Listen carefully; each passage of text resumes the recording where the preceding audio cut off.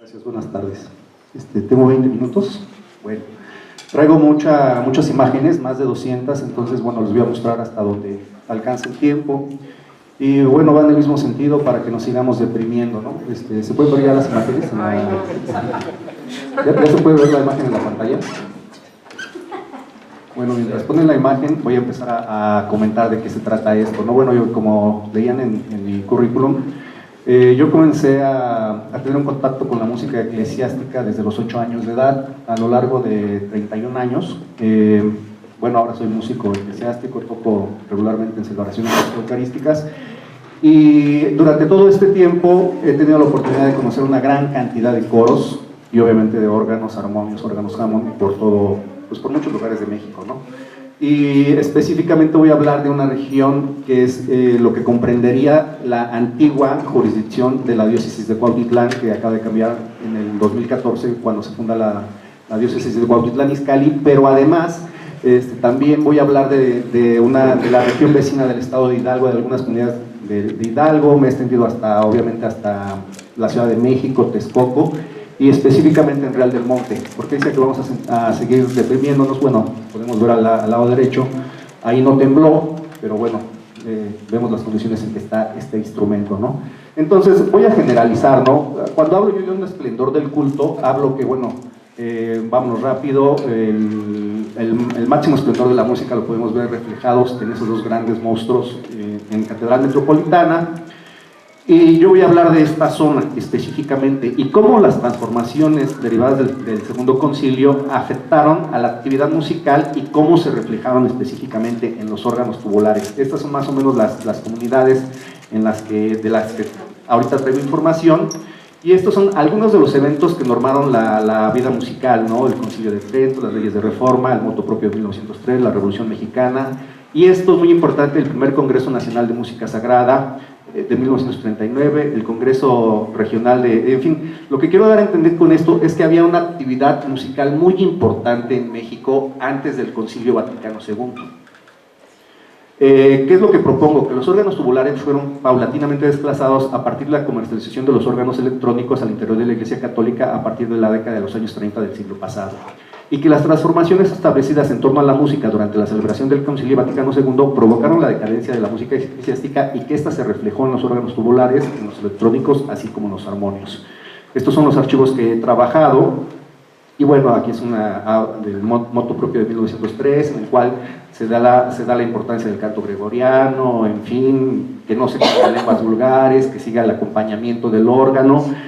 Y bueno, cuando estoy trabajando en el Archivo Real del Monte, encontré una revista, este anuario, que habla de la Comisión de Música Sagrada de Tulancingo de 1948, en el cual se habla de la actividad musical que se estaba desarrollando antes del concilio. O sea, había actividad en Puebla, había actividad en San Luis Potosí, había actividad en Morelia, y aquí quiero que empiecen a ver ciertos nombres, ¿no? Hasta abajo ya está Miguel Bernal Jiménez, que él estaba en Morelia. Habla de las memorias del primer congreso, y aquí subrayé, ya aparece el cardenal Darío Miranda, ya aparece Jesús Estrada y ya aparece Bernal Jiménez. Quienes no sepan quién fue, yo creo que todos sabemos quiénes son Jesús Estrada y Bernal Jiménez, ¿no? Estos dos organistas que se encargaron de producir los órganos Hammond. Ahora, en la revista habla del canto gregoriano, sobre los organistas. Me voy muy rápido, pero además la presencia siempre muy presente de los sacerdotes, ligados directamente a la música, pero además sabemos que por formación sabían canto gregoriano, sabían latín, tocaban los instrumentos. En la revista se habla del motu propio, aparece el cardenal Darío Miranda, y aquí estamos viendo el coro del Seminario de México con su director hacia 1939. O sea, los sacerdotes realmente estaban metidos en la cuestión musical. El arzobispo de México, y aquí hablan de las diferentes comisiones en México, Durango. Aquí nuevamente aparece Miguel Bernal Jiménez. Y aquí ahorita ¿por qué voy a hablar de Chilapa si no está dentro de esta región? Y aquí nuevamente hablan del motu propio, las reuniones que se hacían. Ahí está presidiendo el cardenal Miranda, de un lado Jesús Estrada y del otro lado Bernal Jiménez. Todos los demás son sacerdotes. Nuevamente ellos tres y los dos músicos seculares vestidos de gris. Entonces, y bueno, en la Gaceta Oficial del Arzobispado de México, y también está esta circular en la cual se daba una disposición para que todas las parroquias tuvieran la memoria de del primer Congreso Interamericano de Música Sacra, que tuvieran los ejemplares en las parroquias, ¿no? Entonces, me voy, y aquí voy a hacer una pausa. Después, yo esta ponencia le pude haber llamado la electrocutación de los órganos históricos tubulares por los órganos Hammond. ¿Por qué? Porque a partir de más o menos de 1940 comenzó una propaganda muy feroz y muy intensa sobre los órganos electrónicos, encabezada por Jesús Estrada y por Bernal Jiménez. En la Gaceta del Arzobispado de México por más de 40 años había siempre este tipo de propaganda sobre armonios, sobre órganos, en el Vaticano. Entonces uno decía, bueno, si en el Vaticano ya hay órganos electrónicos, pues mucho más en mi pequeña parroquia, ¿no? Y bueno, ahí ya no voy a pasar 40 años de imágenes, ¿no?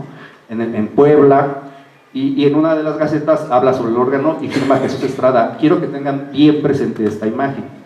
Ahora, llegamos a 1962, ¿no? Cuando el Papa Pío XIII convoca Papa 23 convoca a la celebración del concilio, ¿no? La apertura del Concilio Vaticano II, y bueno, los dos papas que lo llevaron a cabo y las disposiciones, ¿no? ¿Qué pasa con el concilio? Hay un enfrentamiento entre frailes tradicionalistas contra frailes modernistas, los que se oponían a las transformaciones y los que ya iban a favor del cambio.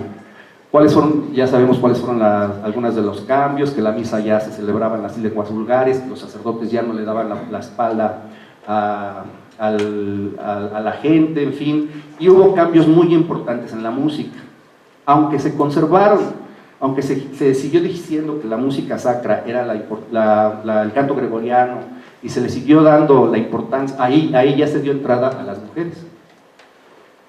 Antes era impensable, y en la revista habla de que la mujer no puede participar en los coros, ¿no? Se habla del canto religioso, y ahí ya es cuando entra el canto religioso popular, y es cuando entran otro tipo de instrumentos, ¿no? Entonces, inmediatamente que se ponen en marcha todos estos, porque he visto muchos documentales en YouTube sobre las consecuencias del Vaticano II, empiezan a entrar otro tipo de instrumentos, ¿no? Y los sacerdotes, pero no nada más los sacerdotes, también las mujeres. Y bueno, y viene todo este proceso, no sé quién sepa que fue ese movimiento de la renovación carismática, que hasta la fecha todavía está vigente. Fue un movimiento que tuvo mucha fuerza en los años 80, yo lo viví. Y esto es la música actual, bueno, fue en los años 80. Ahora vamos a pasar ya a ver cómo están algunos órganos en esta zona. Esta es en la parroquia, en la comunidad donde actualmente vivo. Sobre este instrumento, alguien, no sé quién, le arrancó la etiqueta, ¿no? Y es claro una agresión a la etiqueta. ¿Qué información he encontrado en el archivo parroquial? Bueno, en el AGN está esta biografía de Joseph Alfonso de Valladolid, un párroco que en 1739 acabó la fábrica material y acabó un órgano muy singular. No sé si ese órgano, pero yo pienso que sí, puede ser el que está aquí documentado. Hay otra biografía en donde también se habla de dicho órgano, lo tengo ahí subrayado con rojo, ¿no? En una ocasión me di a la tarea de, ni modo, lo tuve que hacer, de ponerme a limpiar el instrumento, porque yo vi polillas. Dije, vamos a ver qué hay allá adentro. Saqué todos los tubos, los acomodé ahí, y esto es un reglamento de otro coro. Si ven el número, dice no subir con alimentos y bebidas embriagantes, no subir con niños, que no los cambien entre los pañoles, y no hacer sus necesidades en el coro, ¿no? Estas son disposiciones para subir un coro. Por algo están así las disposiciones. Cuando yo revisé, no les voy a decir la parroquia porque si no mis amigos de Tultepec se van a enojar, cuando yo vacié el órgano, salió esto. Entonces, por algo, ¿no? Por algo están las disposiciones. Esto es oro por nuestra parte. Es la bodega. Es en la diócesis, bueno, la antigua diócesis de Chilapa, ya que les digo, ¿no? Esto es peor, ¿no? Esto es lo que realmente es riesgoso, pues ya, ¿qué más les puedo decir, no? Lo único que saqué de música, yo pienso que ni siquiera son libros de todos sino misales, eso es un fascicol antiguo. Encontré también la factura del órgano Hammond, Cuando se compró, bueno, es una foto del maestro Víctor Urbán, también encontré la factura del armonio. Este es otro instrumento que está en Zumpango, en otra de las capillas. Esto es en Tequisquiac, una comunidad vecina. Ahí, bueno, se tienen estos datos. Sobre estos archivos no los he consultado. Esto es bien interesante, este órgano, ¿no? Vean esto. ¿Ustedes cuál cuidarían, no? Estos 4 órganos son de diferentes comunidades. Aquí lo interesante es que yo pienso que el que hizo las cajas probablemente fue la misma persona. No lo sé, ¿no? El de arriba es el de Cámac, ya está restaurado. Bueno, es el de San Antonio Tultitlán. Este es muy interesante. También me puse a limpiarlo porque detecté el mismo problema. Y aquí no tembló, aquí no tembló. Bueno, este es el de Tepozotlán, ya restaurado. Vean el estado de conservación. Pero aquí está lo más grave, ¿no? Los ataques, y aquí también, ¿hasta cuándo? O sea, aquí no ha temblado. Santa Clara, Coatitla, los 2 instrumentos. Esto, por si nadie los conoce, los quiere ir a ver, bueno, pueden ir a hacer su documentación, ¿no? Vean en otra comunidad, en cómo están los armonios botados. También está ahí cerca de Zumpango. Ahí lo interesante es que alguien de Zumpango le metía mano a los instrumentos, no tengo el dato. Bueno, y aquí es donde empezamos a ver los otros instrumentos que empiezan a ingresar a los foros. Aquí nuevamente protegieron con su jaulita el Hammond y ahí se ve el tololo chalaro, ¿no? Este documento me encantó, lo encontré ahí en el archivo de Cuautitlán y es de 1711. Si alguien sabe náhuatl, lo entenderá, y si no, confíen en mí y confíen en que sí sepo, ¿no? Dice: Nican Ictlalía y no memoria y nefat no toca don Juan Diego maestro y Nican Santa María Nativitas Tultepec y Nipan Inchihuis 1711 y Nipan Mestri Junio Juan. Aquí yo pongo mi memoria, yo que me llamo don Juan Diego, maestro aquí en Santa María Tultepec en este año de 1711, en este mes de junio cuando se hizo el órgano. Obviamente el órgano ya no está, ¿no? Pero encontré esta memoria, están algunos de los gastos, en fin, y hay otros datos en este documento que creo que es muy importante, ¿no? Este es ahora el órgano Hammond de Tultepec, el armonio ahí. Bueno, y ahora paso a Cuautitlán, ¿no? En el pueblo donde yo crecí. Ahí no he encontrado muchos datos de los árgonos del siglo XVIII, nada más veo que sobre los foros. Sí es de 1804, un sacerdote se aventó quiso comprar un órgano, convocó a la comunidad, se murió y no terminó de pagar el instrumento, ¿no? Entonces estaban viendo qué pasaba con la deuda de él. Luego también es muy interesante porque es el presupuesto para la reforma de un órgano en 1900, ¿no? Y bueno, ahí está todo lo que se le hizo, pero en Cuautitlán el instrumento ya no está. Ahí estoy yo, por ahí estoy. Cuando yo comencé mi actividad musical a los 13 años de edad, en este espacio, ¿no? El órgano, el armonio. También de ahí tengo los pagos por el órgano Hammond. Bueno, vean en qué condiciones están actualmente los órganos. Este es de Texcoco, lo mismo. Por eso hablo yo, y bueno, la investigación más fuerte que tengo es la de Real del Monte, porque ahí apareció un archivo musical que es el que estoy organizando. Aquí este documento es fabuloso porque es en un libro de fábrica en el cual se dice: consta por el libro antiguo que el maestro de capilla, todo el tiempo que gastar en enseñar música a los niños que están aprendiendo, se le dé a cada semana 3 pesos, y a Bernardo Joseph, organista, 6 reales, y luego que estos aprendan se ve en la obligación de la iglesia en darles este estipendio, porque después el que de ellos saliere más experto formará a su cargo el foro, ¿no? Luego bien, he encontrado referencias sobre lo que se daba para las badanas, para la reparación de los instrumentos. Son datos muy exactos, se llegan a encontrar. Y luego para 1837 pasó algo muy singular en Real del Monte, famoso pueblo minero en donde hizo su fortuna Pedro Romero de Terreros. La compañía inglesa de los mineros dio ese reloj, entonces había que hacer una torre y se empezó a recabar dinero. Entonces, increíblemente, también había una escoleta musical. En la escoleta musical se hizo una cooperación para costear los instrumentos de la escoleta en 1842 y para construir la torre.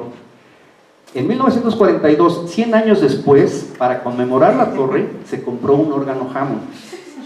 Entonces, esa otra vez la relación entre la música y el reloj.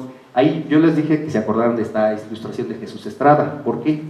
Porque en el archivo parroquial está este mutilado programa de la inauguración del órgano Hammond. Ahí dice hasta abajo que interpretará Jesús Estrada, ¿no?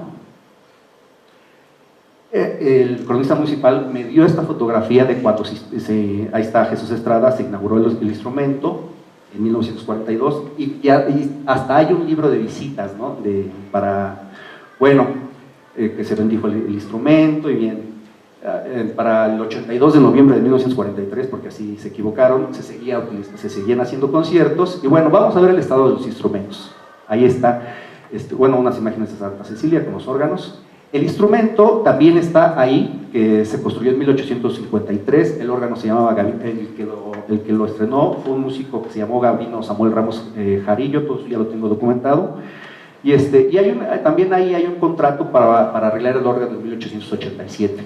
Entonces, y se estipulaba lo que se le iba a hacer, pero también se decía que si no se cumplía se retiraba el contrato. Hay un contrato de 1888, lo que yo intuyo es que el organero anterior no lo acabó, ¿no? Bien, rompieron el contrato, llegó otro organero y lo terminó, ¿no?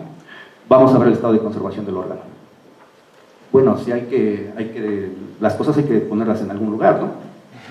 Vean, ahí se ven unas lamparitas adentro de la caja.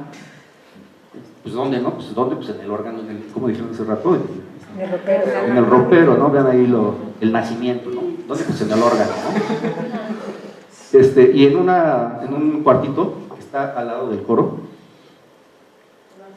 Ajá. Entonces, ahora, ese es el tubular. Vamos al jamón. ¿Se acuerdan de esta gran ceremonia, de la bendición, no? Vamos a ver cómo está el jamón.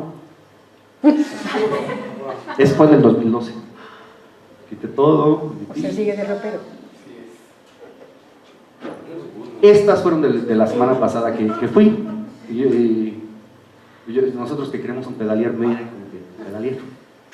El armonio, otro instrumento ahí. Ahí hay otro instrumento. Vamos al archivo musical. Ya no me detengo, ¿no? Nada más les muestro las. Es que ya se me acabó el tiempo. Se me acabó el tiempo. Entonces, vean, ¿no? Y ahí está la música religiosa que se interpretaba, las misas con acompañamiento del órgano. ¿Por qué hablo yo de un esplendor del culto al mundo de la inmundicia, no? ¿Qué más les puedo decir, no? Y tengo una cantidad de fotografías ahora, después de escucharlos, comprendo yo mismo, cuando yo las empecé a tomar hace más de 15 años, me daba cuenta, ¿no? Que no había un registro, que nadie iba, y que yo pues tenía la oportunidad de hacerlas, muchas son de muy mala calidad, tomadas por celulares, sin iluminación, pero ahora entiendo la importancia del mismo acervo que yo tengo, ¿no? Aquí nada más traje 200 fotos. Cuando hablaba de Chilapa, es en Guerrero, es una comunidad que voy a hacer 20 años, ¿qué les puedo decir? No todo está perdido. Vibriesca ya restauró ya Coacalco, restauró Tecámac, bueno, en Huirreinato restauraron, aquí restauraron Tetemazalco, y ahí bueno, este es el de Tepozotlán, ¿no? O sea, ¿cómo explicamos que los mismos músicos hagan esto?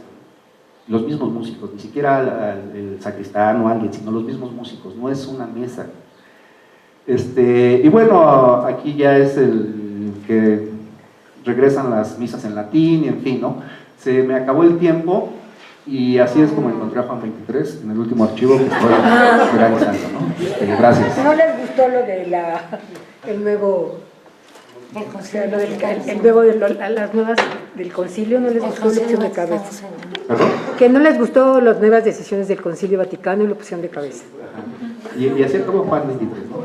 Y así como yo ahorita de órganos, tengo fotos de lienzos. Yo no soy experto, pero lo veo. O sea, yo paso en las iglesias cuando no estoy estudiando 10 días a la semana en los templos, en diferentes templos, ¿no? Entonces aquí no tembló, sí pasaron los temblores, las leyes de reforma y la revolución, ¿no? Entonces, pues ya creo que quedaron más deprimidos, ¿no? Gracias.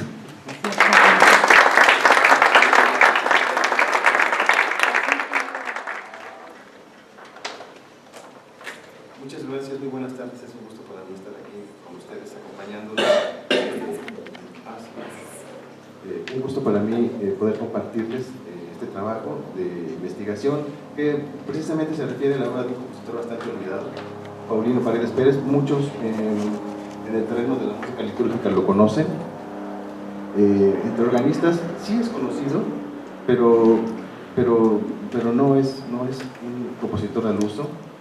Yo me di a la tarea de rescatar su obra para órgano.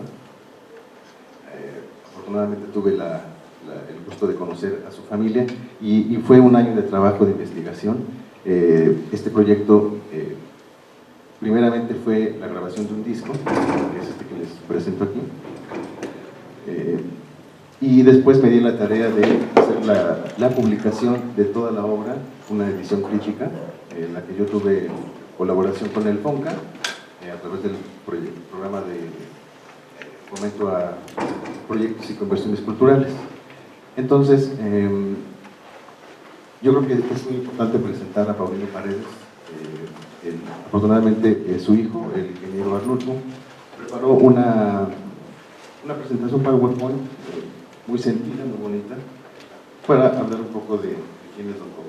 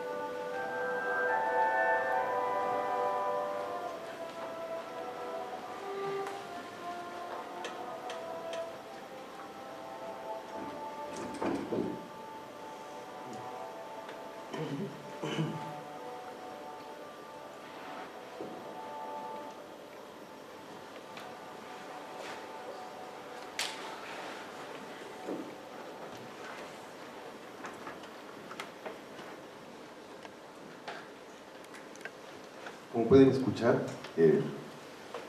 su música tiene una muy fuerte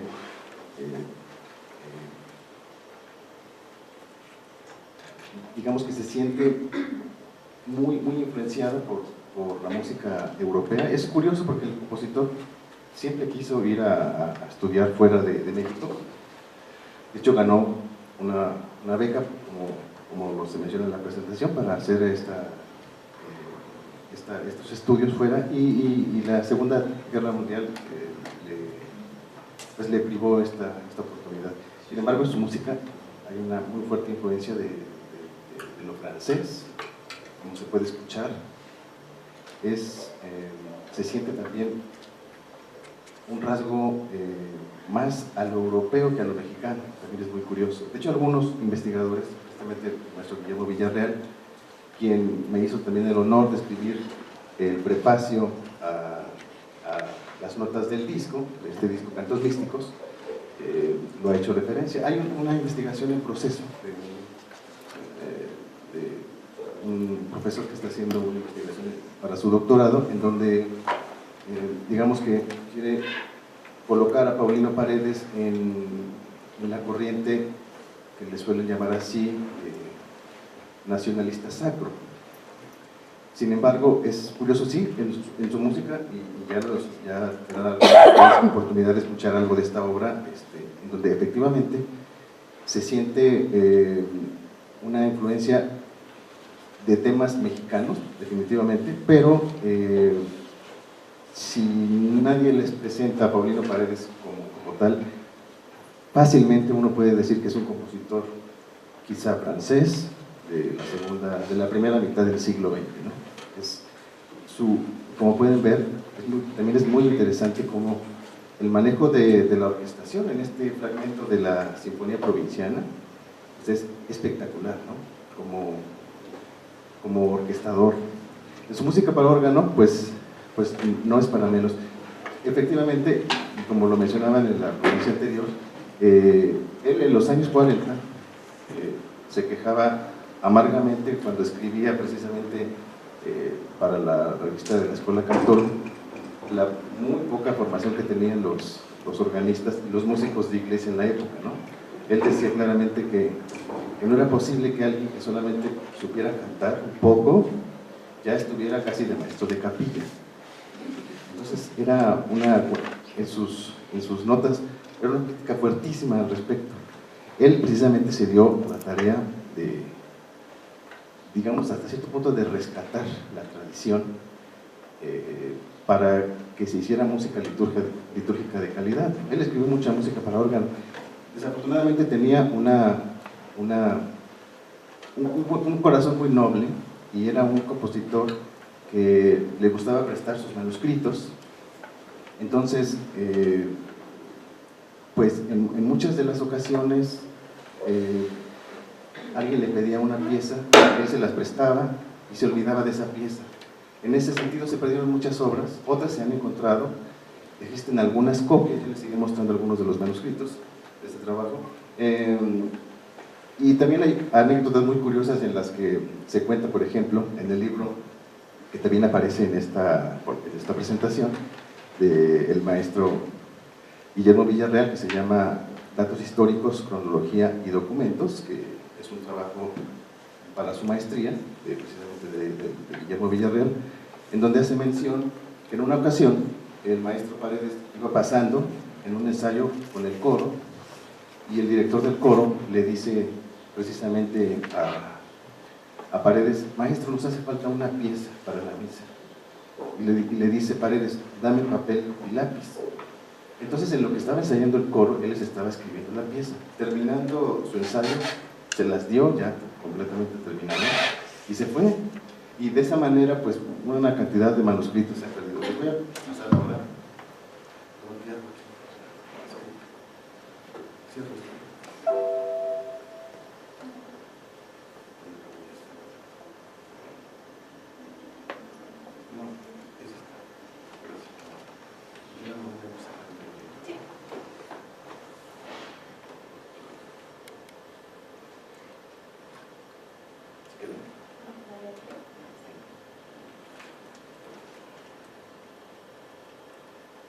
Es curioso,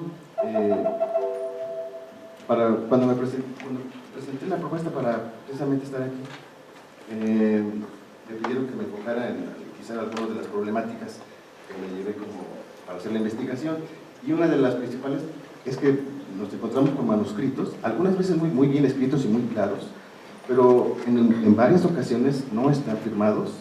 Uno sabe que son de Paulino Paredes porque pues uno tiene que estudiar la música, escucharla y hacer un análisis efectivamente de estas piezas, ¿no? Si se dan cuenta, en la parte de abajo de este documento, aquí se ven tachones con pluma. Esos fueron hechos a posteriori, ya después de que tuve la oportunidad de trabajarlos físicamente. Más adelante les voy a mostrar un ejemplo un acercamiento a estas piezas con estos tachones, pero hay veces en las cuales sobre el lápiz del propio Paulino, alguien agarró una pluma e hizo la corrección encima del manuscrito, y ya no es posible ver claramente qué hay escrito debajo, ¿no? Esta es una pieza, el ofertorio en fa. El ofertorio en fa, sí. Obviamente esta sí está firmada. Y una de las consideraciones que he tenido que hacer precisamente para hacer esta publicación ha sido principalmente la problemática de que la familia hizo una especie de captura digital de varias de las piezas que circula de cierta forma, y el problema es que lo hizo una persona que simplemente transcribió del manuscrito, obviamente con los errores normales de cualquier copista. Entonces la partitura esta que circula habitualmente está plagada de infinidad de errores, ¿no? Esta clase de problemáticas, por ejemplo, yo me he dado a la tarea de hacer un estudio de análisis armónico, análisis musical, por ejemplo. Bueno, para los que sean músicos, aquí en el compás 17, haciendo un análisis armónico, parte de este trabajo es precisamente hablar al respecto de las consideraciones que yo tomé para hacer esta clase de sugerencias. Y menciono de esta manera: dada la inflexión original del compás precedente, resulta evidente que la audición del bemol en la nota sol de la voz superior al inicio del compás 17. O sea, este sol debe ser bemol. Hace un interesante juego de acordes mayores con sextas y sus respectivos disminuidos, así como fragmentos en modo lóbreo, en donde el autor, a partir del compás 20, hace una inflexión al quinto grado en su modo menor, seguido de una secuencia descendente, tanto por grados conjuntos como cromáticos, en donde tienen su papel distantes en tonos enteros. La secuencia desemboca en una suspensión en el quinto grado con el generador y la séptima suspendidos, tanto en su modo mayor armónico como natural. Es muy interesante, ustedes lo verán, una obra escrita en los años 40, esta cantidad de inflexiones, está en todas partes absolutamente. Por ejemplo, hacia el final de la pieza, acá en el da capo, estamos en si bemol, la pieza está en si bemol mayor. Bueno, necesitamos un B cuadro en el mi para que hagamos una inflexión y regresemos así. Esa es otra de las consideraciones que he tenido que tomar. En ese sentido, los segundos tiempos,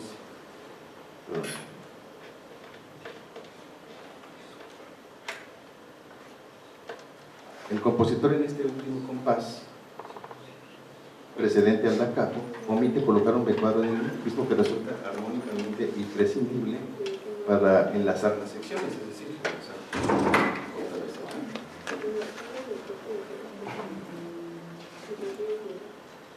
este es un manuscrito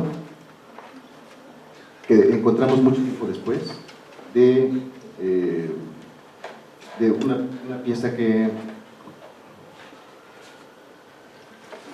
se llama Ofertorio sobre un tema de Enrico Bossi. Es muy interesante porque la única partitura disponible que tenemos de esta pieza era precisamente una captura digital que mandó a hacer la familia. Sin embargo, también estaba absolutamente llena de errores. Y más adelante pudimos encontrar una copia del manuscrito, y fue esto, ¿no?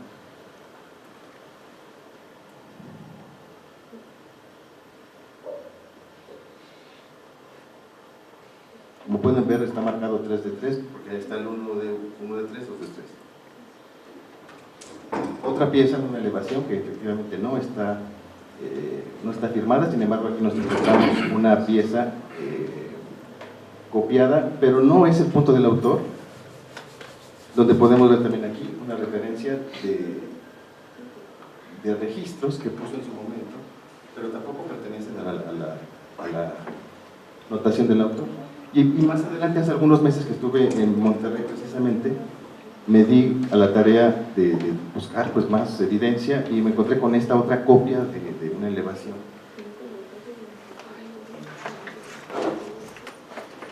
Estos son, para ir cerrando esto, una de las cosas que les conté. Alguna alma bondadosa tuvo la idea de corregirle en la partitura al autor. Pasa lo mismo ahí, como pueden ver. Alguien también, seguramente queriendo pues aprenderse la pieza y poner los dedos, empezó a colocar la digitación con pluma. Y como pueden ver, prácticamente sí se ve la pieza. A veces escribía Paulino Pérez con un lápiz verde. En este caso, pues es un lápiz, pero pues está... Este es otro de los más terribles, la pluma, el papel, el lápiz de bajo. Eso es algo que alguien hizo encima de la pieza. Y creo que ya se me acabó. Ok, bueno, yo nada más les quería poner un ejemplo musical. Esta es una de las piezas conocidas del autor, especialmente un canto místico. Y es muy curioso porque el tema de esta pieza es una reelaboración de otra pieza que esta ya es el trabajo que realizamos de la publicación. En este trabajo pues me di la tarea de poner muy pocos ejemplos, sugerencias de digitación. Aunque en las partituras hay digitaciones, la verdad, algunas son muy charras las digitaciones, para hablar coloquialmente. Yo estoy pensando que este trabajo es tanto para investigadores como para intérpretes, en los cuales no hay que ponerles dedo en cada tecla, ¿verdad? Perdón, en cada nota. Entonces es algo muy curioso. Que me dé la tarea de no querer, digamos, cargar las partituras de esto. Muchas veces sí había necesidad de completar este tipo de... Por ejemplo, Paredes no era muy de escribir. Escribía, por ejemplo, una frase, ponía su ligadura y en la repetición no hacía más. Entonces hubo que completar todas las líneas de fraseo y demás. Principalmente en base a lo que él dejó en las primeras vueltas de sus piezas, ¿no?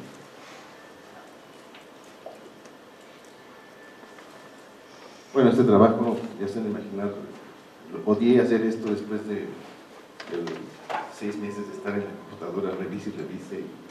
Entonces, pues es algo que yo pienso que ahora, como ya no es suficiente grabar un disco y dejar la música plasmada para que alguien la disfrute, la única manera de que esto se comparta precisamente pues es que otros colegas puedan disponer de las partituras. Esa es la razón por la cual yo he dado un fragmento de mi vida para poder tener esto disponible para todos ustedes.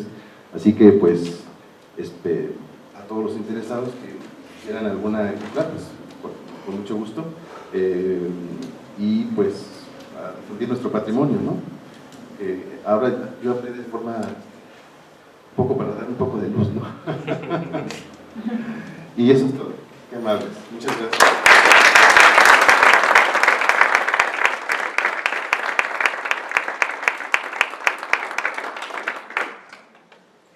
Daremos paso a las preguntas y respuestas. ¿Es que tienen alguna para cualquiera de los maestros?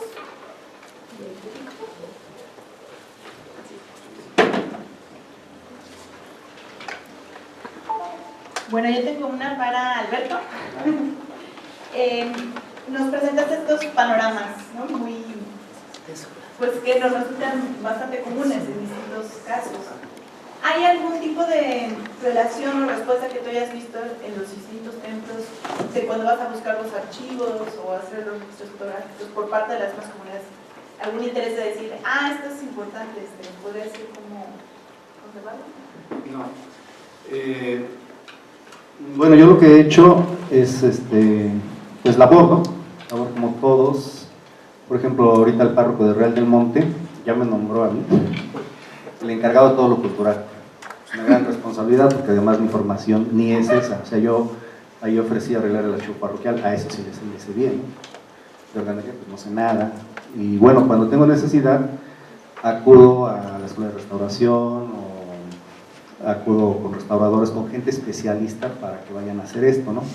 Ahora el padre a mí me dice, por ejemplo, mañana no voy a poder venir porque mañana hay una reunión con el INA Hidalgo para toda la gente de las iglesias de Hidalgo. Entonces el padre me manda a mí para que yo, como encargado de la parroquia, vaya a eso, ¿no? Entonces yo digo, cuando me avisa el domingo, dije, ching, está lo de los órganos. Pero si yo mismo estoy ahí haciendo la labor, pues tengo que estar allá. Yo mismo pensaba, ¿no? Llevo yo pues, toda la vida en las iglesias, ¿no? Investigadores me han ido a ver 3 o 4. A los órganos, nadie. Yo, por ejemplo, cuando me di cuenta el estado en el que estaban los órganos, y no nada más los órganos, sino imágenes, ¿sí? Me puse a sacar fotos de muy mala calidad, consciente de que si no lo hacía yo, no lo hacía nadie. Ahora, por ejemplo, con lo del temblor, pues se detonó esto de los órganos. Si yo lo veía desde años, ¿cuánto tiempo podrán aguantar esos órganos ahí con polilla, ¿no? No hay respuesta. Bueno, de hecho, con las transformaciones del Segundo Concilio, los análisis que se han hecho a nivel internacional es que la feligresía se ha retirado de la iglesia. Se perdieron fieles, obviamente los sacerdotes, y no tienen por qué saberlo, no tienen ningún interés por los instrumentos musicales. ¿Por qué? Porque no es parte de la formación, porque ya no es parte importante de la liturgia.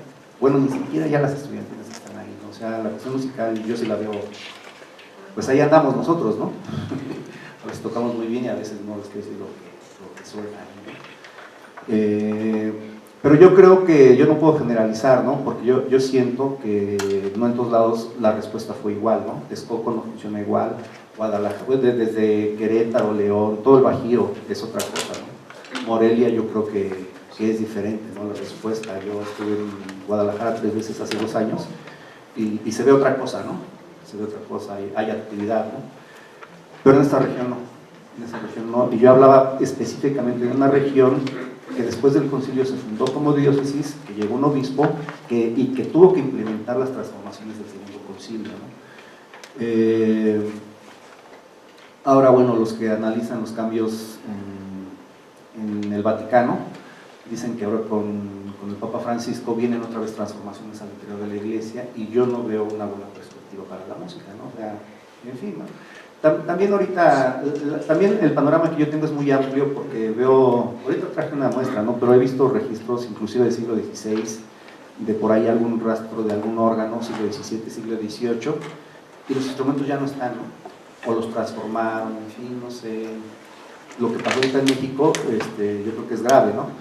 Pero el doctor Antonio Rubial, para quien lo conozca, el historiador, él hablaba que después de las leyes de reforma se perdió aproximadamente el 40% de templos católicos. Casi el 50%. Entonces, al menos en mi región, hablaba, ¿no? De Briesca restauró Coacalco, Pozotlán y Tecámac. Coacalco, Víctor Contreras sí lo han echado a andar. El Pozotlán ahorita nosotros tenemos la forma de echarlo a andar, pero Tecámac está parado.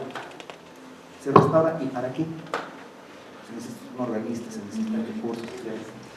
Entonces, y bueno, es algo que, por ejemplo, yo soy investigado independiente, o sea, ni siquiera es mi área, ¿no?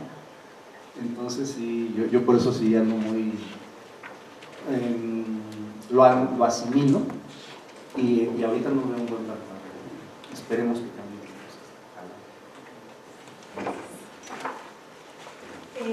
¿Para alguna otra pregunta? ¿Algo más? Si no, damos paso al siguiente. ¿Algo más que ustedes quieran agregar? Gracias.